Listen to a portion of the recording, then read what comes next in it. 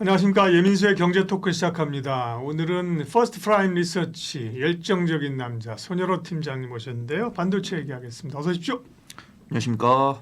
열정남 손여로 팀장님. 네, 맞습니다. 트럼프도 열정은 넘치는 것 같은데. 실속이 있냐 없냐 차이인 것 같습니다. 알겠습니다. 반도체 얘기할 텐데요. 뭐 방산이나 네. 조선이나 2차 전지나 이런 거는 뭐 트럼프 트레이딩 관련해서 꽤 어쨌든 위든 아래든 강하게 움직이는데 반도체는 좀 잠잠한 것 같아요, 며칠. 네. 근데 조금 뜨뜻미지근 하지만 네. 이 반도체에 대한 성장성을 의심하지 않는다고 했을 때는 오히려 이때가 기회다라고 보고 있고 이때가 기회다. 네, 저 역시도 이제 뭐 반도체나 2차 전지나 제약 바이오를 말씀드리겠지만 전력 설비랑 조선 같은 경우는 워낙 저 아닌 다른 전문가 분들께서도 말씀을 많이 해주실 거고 저는 조회수를 봅니다. 이 조회수라는 게 결국 이 투자분들께서 네. 많이 이 섹터에 관심을 갖고 계시고 네. 물려 계시고 소가리를 하고 계실 테니까 조선이랑 전력 설비에 대한 투자 인사이트는 다른 전문가분들께서 유튜브에 다 올려주시더라고요. 그래서 저도 이제 당연히 이 방송 녹화하기 전에 이 한국증권 TV를 보시면은 이제 다른 전문가분들께서 그런 쪽 이야기를 해주시니까 저는 오늘 반도체랑 좀 2차 전지 제약 바이오를 치고 들어갈 겁니다. 네. 근데 반도체 같은 경우는 지금 보면 제가 이 뉴스를 또 일주일치를 싹 긁어가지고 3분의 2 정도를 제가 추려왔는데 네. 이 뉴스들만 보면 사실 미국과 중국이 싸운다라는 내용이거든요. 근데 싸운다라는 내용이지만 국내 반도체 기업들이나 그다음에 뉴욕 시장에 상장되어 있는 종목들의 실적 추이나 주가 움직임 봤을 때는 투자분들께서 너무 염려하지 않으시는 것 같다. 그래서 좀 보고 있고요. 일단은 오늘 녹화일 기준으로 트럼프 대통령이 취임을 했습니다. 트럼프 대통령이 취임을 해가지고 이제 연설을 이야기를 했고 연설에 대한 굵은 맥은 박사님께서 말씀해 주셨어요. 물론 뭐 신재생 에너지라든가 2차전지 관련 정도들은 강하게 약세를 보여줬고 뭐 전력 설비 같은 경우는 성장성은 담보가 되어 있는데 H&D 일렉트릭 워낙 좀 강한 실적을 발표해 주다 보니까 단기적인 차익 실현. 그다음에 방산이랑 조선 같은 경우는 오늘 강세를 보여주었고 이제 반도체로 오면은 엔비디아라든가 AMD라든가 뭐 브로드컴이라든가 이런 종목들 TSMC 이런 종목들을 보면 오늘은 트럼프 대통령 취임뿐만 아니라 마틴 루터킹 주니어 추모일이기 때문에 뉴욕 시장이 휴장이고요. 그다음에 선물 시장도 잠깐 보니까 이제 강보합권이고 오늘 밤에 이제 개장이 되죠. 네. 오늘 밤에 개장이 되고 선물 시장 같은 경우도 강보합권이기 때문에 이 트럼프 대통령 취임에 따른 단기적인 차익 실현은 일부 나오겠지만 뭐 단기 재료 노출이다 해가지고 뭐 3% 4% 밀린다 이런 생각은 안 듭니다. 그다음에 엔비디아 같은 경우도 제가 어제 밤에 보니까 12개월 선행포가 한 55 정도 되더라고요. 55라는 게 뭐 고평가 영역이다라고 하신 분은 뭐 파셔도 됩니다. 근데 뭐 제가 뭐 반도체를 팔겠다라고 하신 분들은 뭐 말려드리진 않겠지만 반도체를 매수랑 매도 중에 뭘 해야 되냐라고 보신다고 했을 때는 저는 여전히 좀 매수 입장이다. 그렇게 좀 보고 있습니다. 네. 그러면 이제 글로벌 이슈부터 좀 체크를 해보죠. AI의 그 트렌드는 사실 여전한 거고, 네. 그게 엔비디아에서 브로드컴으로 이제 조금 그 갔잖아요. 네네. 그런 거고, 엔비디아는 좀 최근에 좀 조정 아니에요? 엔비디아 같은 게 좀 횡보하고 있다라고 보고 있습니다. 큰 거예요? 조정 아닌가요? 엔비 그 곱점에서 밀린 거 아닌가? 저는 조정이라고 보는 거는 네. 저점 이제 박스권을 이탈을 했을 때 조정이라고 보고 있거든요. 그래서 제가 알기로 엔비디아 고점이 한 140 후반대 150달러 떼고 이제 저점이 120 후반대에서 130달러라고 했을 때 제가 지금까지 엔비디아 봤을 때 130 초반대이기 때문에 네, 138이네. 이제 박스권 내부에 있다라고 보고 있고 횡보 기간이 이제 제 주변에 엔비디아로 손실 본 분들이 안 계시다 보니까 손실일 때는 내가 견디기 힘들잖아요. 근데 엔비디아도 가만 보면 거의 석 달 넘게 횡보를 했는데 엔비디아에 대해서 불평을 내놓는 분들이 아무도 안 계셔가지고 뭐 엔비디아에 대해서는 뭐 부정적으로 볼 필요는 없다라고 보고 있고 저 역시도 이제 박사님께서 삼성전자, 뭐 SK하이닉스 딱 물어보시거나 아니면 엔비디아 살까요 말까요 이렇게 질문 주셨을 때 저는 사야 된다라고 말씀드렸고 그때 가격도 말씀드렸었거든요. 네. 그래서 제가 130달러에서 120달러 사이에서 매수하셔가지고 140달러 이상에서 분할 매도하시면 된다라고 말씀드렸고 나중에 이제 뭐 엔비디아가 뭐 블랙이라든가 뭐 루빈이라든가 추가적인 GPU로 실적을 끌어주면서 목표가 상향 리포트에 따라서 150달러를 돌파해서 상승했을 때는 드라이빙 거셔도 된다라고 말씀드리는데 지금 제가 엔비디아 뉴스보다는 TSMC랑 SKC 뉴스를 많이 갖고 왔습니다. 근데 엔비디아 뉴스가 딱히 없더라고요. 근데 안타까운 거는 그 블랙엘에서 발열 뉴스가 나오면서 이 젠스당 CEO 입장에서는 이 발열을 잡을 수 있도록 뭐 유리기판을 이야기해달라. SKC한테 뭐 유리기판 좀 빨리 상용해달라. 이런 뉴스 나왔고 최태원 회장이 CS 2025 이후로 계속 엄청 당당하게 이야기를 하더라고요. 그래서 최태원 회장이 이미 팔았다라는 헤드라인 보셨을 거고 네. 최태원 회장이 이미 HBM 관련으로 이 젠스낭 CEO의 요구사항 이상의 HBM을 만들었다 이런 이야기를 하더라고요. 그래서 이게 사실이냐 아니냐는 저는 뭐 우리나라 사람이니까 사실이다라고 봅니다. 그러니까 이 젠스낭 CEO 입장에서는 블랙을 만들었고 루빈을 개발 중이니까 루빈에 만들었던 물량을 치우고 이 루빈이 필요하신 분들 손 드세요. 팔겠습니다. 이런 상황이었는데 루빈에서 발열 문제가 나오면서 뭐 아마존이라든가 알파벳이라든가 글로벌 IT 기업들이 잠깐만요. 블랙을 잠깐만요. 뭐 이런 식으로 좀 지지부진한 모습 보여주면서 엔비디아에 대한 실적이 약간 좀 주춤하지 않을 거다. 한국말로 했네. 잠깐만요. 누가 말씀이죠?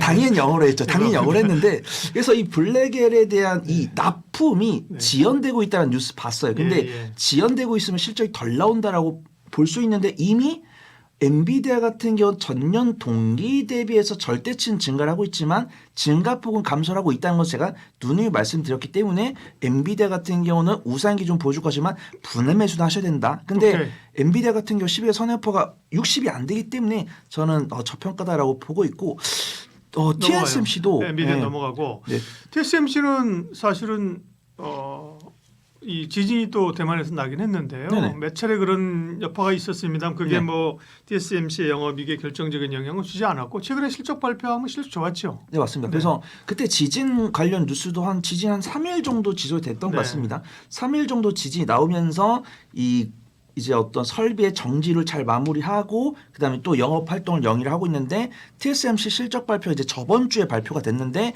영업이익이 16.5조를 기록을 하면서 전년 동기 대비해서 40% 이상 증가를 했다. 저는 요거는 괜찮다고 봅니다. 근데 저 영업이익률에서 깜짝 놀랐어요. 영업이익률이 49%라는 건데 어떤 설계 기업도 아니고 서비스업도 아니고 제조업이고 위탁 생산하는 건데 이제 그들은 자신의 가공 실력을 갈고 닦아서 정말 미세한 공정 기술을 갖추기만 하면 됩니다. 그다음에 설계도를 주면은 그 설계도대로 만들어내는 건데 잘 만들고 있다는 것이죠. 그래서 지금 TSMC 같은 경우는 뭐 3나노, 4나노 잘 만들고 있고 뭐 2나노까지도 뭐 수율을 60%까지 끌어올렸다는데 삼성전자 정말 대비가 되고 있고 AI 반도체 같은 경우는 그런 공정이 고도가 필요하다 보니까 삼성전자랑 TSMC의 격차가 벌어지고 있다. 그다음에 저는 우리나라 사람으로서 이런 지금 읍참마속하는 심정으로 말씀을 드리는 겁니다. 삼성전자 좀 TSMC를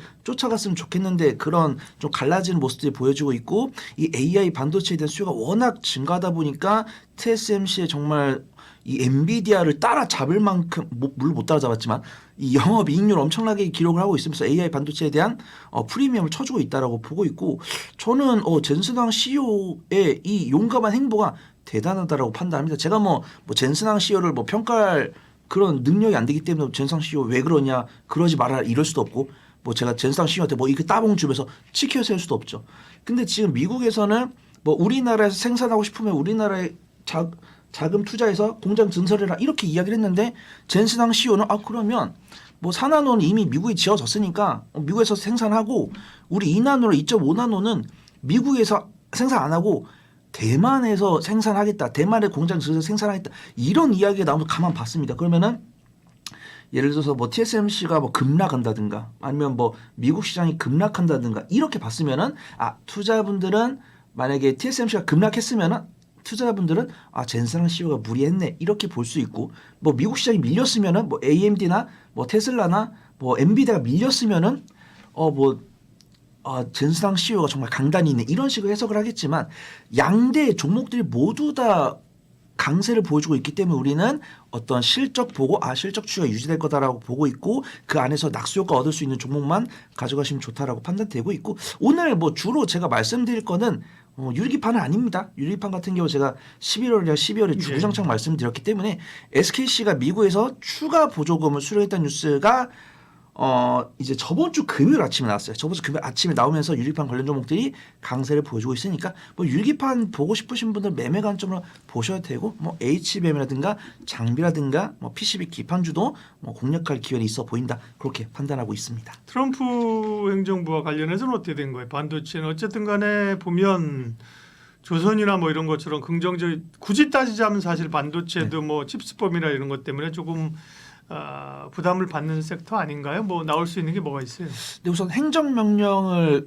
몇 개를 도장을 찍을지 모르겠는데 대부분 보시는 게 한 100개 정도 행정명령을 찍을 거다라고 이야기를 하고 다니시고 조금 부정적으로 보시는 분 막 300개, 400개까지 될 수 있다고 하는데 제가 뭐 트럼프 대통령이 뭐 일거수일투족을 쫓아다니지 않고 있기 때문에 뭐 행정명 100개 도장 찍는 건 좀 가능하지만 좀 계속적으로 나오고 있다라고 보고 있고 칩스법에 대한 우려는 있는데 아직은 내용이 안 나왔다라고. 근데 2차 전쟁 공개가 됐죠. 2차 전쟁 공개가 됐는데 반도체 같은 경우는 칩스법을 뭐 폐지하거나 감소한다는 우려가 나왔는데 2차 전쟁 행보를 봤을 때는 저는 칩스법 축소 가능성 좀 있다라고 보고 있고 근데 이 칩스법에 대한 우려가 있다라는 걸 뉴스로도 대대적으로 많이 나오고 있는데 전기전자 같은 경우는 외국인과 걔네 순매도가 나왔더라고요. 순매도가 나왔는데 많이 안 나왔고 근데 보니까 전 전력설비에서 나온 것 같습니다. 전기전자에 반도체도 있고 전력설비도 있고 완성셀도 있는데 삼성전자 같은 경우 기관 순매도 이어지고 있고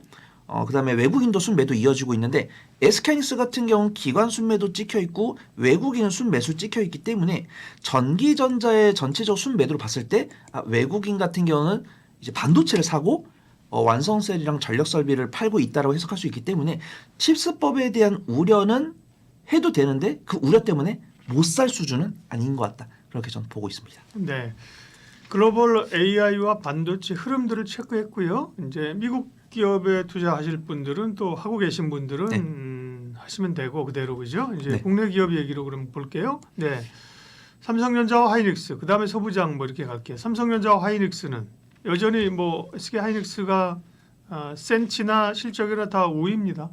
네, 저는 여전히 삼성전자에 대해서 저번 녹화 때는 삼성전자 검색했더니 뉴스가 거의 없더라고요. 뉴스가 거의 없고 막 이제 뭐 여태까지 뭐 했냐 이렇게 막 주구장창 주주분들한테 혼나는 뉴스밖에 없었는데 그 한 달 사이에서 삼성전자가 뭔가를 하겠다라는 뉴스가 나와가지고 일단 준비는 했어요. 근데 뭔가를 하겠다라는 뉴스는 나왔는데 투자분들의 수급은 변하지 않고 오늘도 정말 좀 최근 일주일 동안 SK하이닉스한테 상대적으로 많이 밀리는 모습 보여줬기 때문에 삼성전자에 대해서 제가 그냥 뉴스를 업데이트 해드린다라는 관점이지 투자 전략은 좀 변화가 없을 것 같습니다. 삼성전자를 사겠다라고 하시는 분들은 뭐 말려들지 않겠지만 굳이 뭐 삼성전자보다는 삼성전자 밸류체인 소부장이나 SK하이닉스 밸류체인을 보시는 게 맞을 것 같아요. 삼성전자 같은 경우는 지금 HBM3E 12단, 16단도 엔비디아나 브로드컴한테 퀄테스트 통과를 못했는데 뭐 온디바이어스 AI나 CXR이나 이쪽에서 역전해 보겠다, 역전의 발판을 만들겠다라고 이야기를 했는데 쉽지 않을 것 같습니다. 그 다음에 HBM4를 이겨보겠다라고 이야기를 했는데 네. 그 이야기도 쉽지 않을 것 같다라고 보고 있고 지금 뭐 뉴스가 나왔어요. 뭐 10나노급 6세대 디램 개발 목표를 6개월 미뤘다라고 이야기하고 있는데 악재가 계속 나오죠. 그 다음에 우리 구독자분들 아시겠지만 HBM 관련해서 기술력이 삼성전자랑 SK하이닉스는 6개월 정도 차이가 난다라는 뉴스를 저는 봤습니다. 근데 그게 작년 5월인가 6월이었어요. 작년 5월달, 6월달인데 7월이 되고 8월이 되고 SK하이닉스는 승승장구하면서 엔비디아한테 납품을 하고 있는데 HBM 삼성전자 같은 경우는 이제 HBM3E 12단 16단에서 엔비디아에서 퀄테스트 통과를 못했고 그 뒤에 이 갤럭시 언팩 행사에서 젠스왕 CEO가 와가지고 사인까지 해준데도 그 뒤로 네. 성과가 없습니다. 그렇죠. 그다음에 지금도 보면은 SK하이닉스 같은 경우는 이미 지난해 8월에 10나노급 6세대 HBM을 개발했다라고 보고 있고 마이크론은 올해 4월 그다음에 삼성전자 같은 경우는 올해 6월이니까 10개월 차이로 벌어진 거죠. 전 뉴스도 또 봤어요. 이 삼성전자 SK하이닉스 간의 메모리 기술력 차이가 이제는 9개월까지 벌어졌다는 뉴스는 저도 봤습니다. 오늘 캡처는 안 해왔는데 지금 이 뉴스를 봤을 때 10개월까지 벌어진 거죠. 그 다음에 삼성전자가 성과급을 자사주로 지급한다는 뉴스가 봤을 때 제가 물론 저도 공부를 하고 있죠. 뭐 이제 투자사 운용사도 땄고 그다음에 뭐 신용 분석이라든가 뭐 기업 분석 이런 자격증도 뭐 공부를 시도를 하고 있는데 이 헤드라인만 봤습니다. 이 성과급을 뭐 주식으로 주는 게 아니고 자사주 같은 경우 의결권 없죠. 그다음에 보통주를 안 주고 자사주를 지급하면서 선진국형 보상 첫걸음이다라고 이야기를 하고 있는데 제가 알고 있는 미국 기업들도 다 이제 뭐 엔비디아 같은 경우도 현금 배당하고 있고 다른 기업들도 뭐 배당하면서 현금 배당하고 있는데 뭐 삼성전자 입장에서는 이 자사주를 지급하는 게 선진국형 보상이다라고 이야기를 하고 있는데 뭐 외국인과 기관 입장에서 매도를 하고 있기 때문에 저는 이것도 뭐 그렇게 호재는 아닌 것 같습니다. 예. 그다음에 삼성전자 실적 발표 2주 전에 했죠. 잠정 실적 발표했는데 영업이익이 6.5조면 이번에 SK하이닉스가 영업이익 8조인데 아시다시피 삼성전자의 실적은 메모리에서만 나오는 게 아니죠. 그렇죠. 모바일에서 나오고 네, 가전도 디스플레이에서도 있고, 나오고 예. 파운드에서 나오는데 반도체만 비교하면 네. 뭐 훨씬 이미, 하이닉스가 예. 그죠. 네. SK하이닉스는 DDR5랑 H100만 하는데도 8조인데도 삼성전자 6.5조면은 이건 뭐 자세히 캐봤자 삼성전자 주주분들께 상처만 되는 이야기다라고 보고 있고 SK하이닉스를 봐야 될 것 같습니다. 네. 하이닉스 이제 실적 발표 앞두고 있어요. 네. 23일이니까 내일 모레입니다. 내일 모레 목요일 날 실적 발표하는데 뭐 보수적으로 볼 게 하나도 없는 것 같습니다. 지금 보면은 예측 가이드라인도 8조 나오고 있고 그러면 전분기 대비해서도 실적이 잘 나오는 거고 HBM에 대해서는 꾸준하게 엔비디아에서 HBM3 22단뿐만 아니라 16단 그다음에 HBM4도 개발하는 대로 달라고 이야기를 했기 때문에 그다음에 SK하이닉스 같은 경우 풀캐파를 돌리고 있고 기존의 DDR5 라인도 HBM3 라인으로 바꾸고 있기 때문에 실적은 잘 나올 거다라고 보고 있고 SK하이닉스 같은 경우 12개월 선행포가 4점대라고 말씀드렸는데 그때가 이제 SK하이닉스가 16만 17만 원이었는데 지금 20만 원 넘어가면서 12개월 선행포가 5점대가 넘어갔는데 실적은 뭐 매일 단위로 발표를 하고 있지 않지만 분기 단위로 발표를 하고 있지만 실적이 잘 나올 거다라고 보고 있고 주가 우상향 기조를 보여주고 있는데 이 수급이 개인이 아니라 외인이니까 반드시 사야 된다라고 보고 있고 저는 뭐 SK하이닉스 사야 된다라고 저번 달에도 저번 달에도 말씀을 드렸기 때문에 SK하이닉스는 뭐 관심주로 말씀 안 드리죠. 네. 이제는 뭐 신규 매수하고 싶으신 분들은 매수하실 때 분할 매수 잘 하셔야 되고 SK하이닉스를 보유하신 분들 꾸준하게 분할 매도하시면서 드라이빙 거시면 되시고 조심해야 될 거는 이제 아랫단에 있는 종목들이죠. 뭐 삼성전자 뭐 쫓아왔으면 좋겠고 못 쫓아오고 있고 가장 경쟁사는 마이크론인 것 같아요. 그다음에 당연히 뭐 키옥시라든가 웨스턴 디지털은 아직은 뭐 DDR5 단계이고 HBM은 이게 시도도 못 하고 있기 때문에 유일한 경쟁자는 뭐 삼성전자가 마이크론인데 뭐 삼성전자는 논외인 거이고 마이크론이 네. 얼마 쫓아오는지 보시면 될 것 같고 한 가지 제가 걱정됐던 게 이거거든요. SK하이닉스가 돈 벌어서 최태원 회장 좋은 일 시키는 거 아닌가 그거를 걱정을 했었습니다. 최태원 회장 같은 경우 돈이 많이 필요하죠. 이제 그 이혼 소송 네. 이제 그걸 줘야 되니까. 근데 다행히도 뉴스가 나왔습니다. 캐시카우인 하이닉스가 지주사로 꽂힌 현금 없다라고 보고 있습니다. 그래서 SK하이닉스의 최대 주주는 SK스퀘어고 SK스퀘어의 최대 주주는 SK인데 뭐 100%가 아니고 뭐 20% 이런 식이니까 0.2 곱하기 0.2는 뭐 0.4 이런 식으로 계산할 수 있는데 이 기자분이 친절하게 계산해 줬습니다.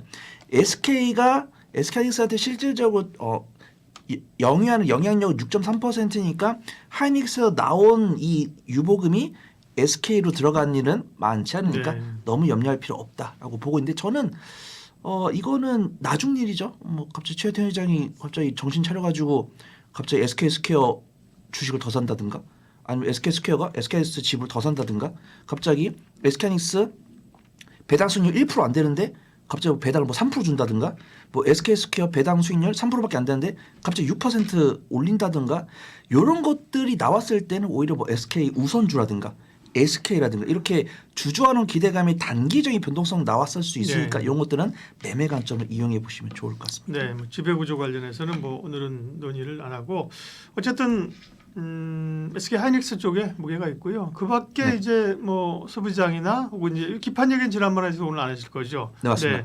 이 종합반도체 업체 말고 그 밑단에는 어떤 얘기 하실 거예요? 마무리.